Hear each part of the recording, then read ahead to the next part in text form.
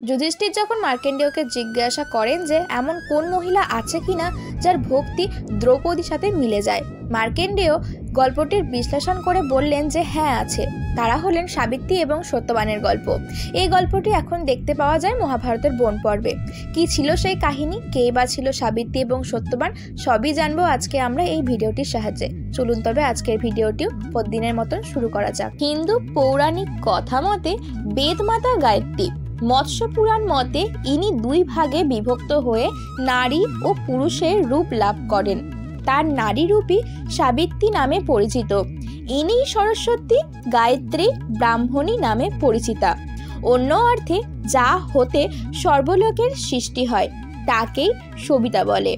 আর সবিতা যার দেবতা তিনি সাবিত্রী, বা যিনি বেদ প্রসব করেন তিনি সাবিত্রী। সূর্যের অধিষ্ঠাত্রী দেবীও এনাকে বলা যেতে পারে। ভূমিলোকে অর্থাৎ পৃথিবীতে অশ্বপতি নামে এক রাজ্যের এক রাজা ছিল। তার কন্যারই নাম ছিল সাবিত্রী এবং সেই সাবিত্রীর মায়ের নাম ছিল মালবী। অশ্বপতি সাবিত্রী দেবীকে নিষ্ঠার সাথে পুজো করে কন্যা লাভ করেছিলেন, তাই এই কন্যার নামও সাবিত্রী রাখা হয়েছিল। সাবিত্রী যৌবনে উপনীত হওয়ার পর তার অসাধারণ সৌন্দর্যের কারণে কোনো সাধারণ যুবক তাকে বিবাহ করতে সাহসী হলেন না। পরে অশ্বপতি তাকে নিজের পছন্দ মতো স্বামী খুঁজে নেওয়ার অনুমতি দেন। এরপর সাবিত্রী সদল বলে স্বামীর অনুসন্ধানে বের হন। অনুসন্ধান শেষে সাবিত্রী রাজবাড়িতে ফিরে এসে দেখেন অশ্বপতি নারদের সাথে কথোপকথন করছেন। নারদ অশ্বপতিকে সাবিত্রীর সম্পর্কে জিজ্ঞাসা করলে অশ্বপতি সাবিত্রীর বিবাহের অসুবিধার কথা বলেন। এরপর নারদের সামনে অশ্বপতি সাবিত্রীকে অনুসন্ধানের ফলাফল বর্ণনা করতে বলেন। উত্তরে ইনি সত্যবানকে পছন্দের পাত্র হিসেবে উল্লেখ করেন সাবিত্রী। অশ্বপতি নারদকে সত্যবানের বিষয়ে জিজ্ঞাসা করলে নারদ সত্যবানের সবিশেষ প্রশংসা করেন এবং একই সাথে জানান যে সত্যবানের আয়ু সম্বন্ধে। নারদ তখন অশ্বপতি এবং সাবিত্রী দুজনকেই বলেন যে সত্যবান স্বল্প আয়ুযুক্ত। এরপর অশ্বপতি সাবিত্রীকে অন্য স্বামী খুঁজে নেওয়ার কথা বললে সাবিত্রী সত্যবানকেই স্বামী হিসেবে গ্রহণ করবেন বলে প্রতিজ্ঞা করেন। সব শুনে নারদ সত্যবানের সাথেই সাবিত্রীর বিবাহ দেওয়ার কথা বলেন। পরে অশ্বপতি সাবিত্রীকে সাথে নিয়ে দুমত সেনের আশ্রমে আসেন এবং সেখানেই সত্যবানের সাথে সাবিত্রীর বিবাহ হয়।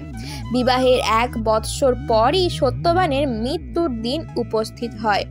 এই দিন সত্যবান বনে ফল ও কাঠ আনার জন্য উদ্যোগ নিয়েছিলেন। সাবিত্রী শ্বশুরের অনুমতি নিয়ে সত্যবানের সাথে বনে যায়। ফল ও কাঠ সংগ্রহ করতে করতে সত্যবান হঠাৎ শ্রীরূপীরা অনুভব করে অবসন্ন হয়ে পড়ে যায়।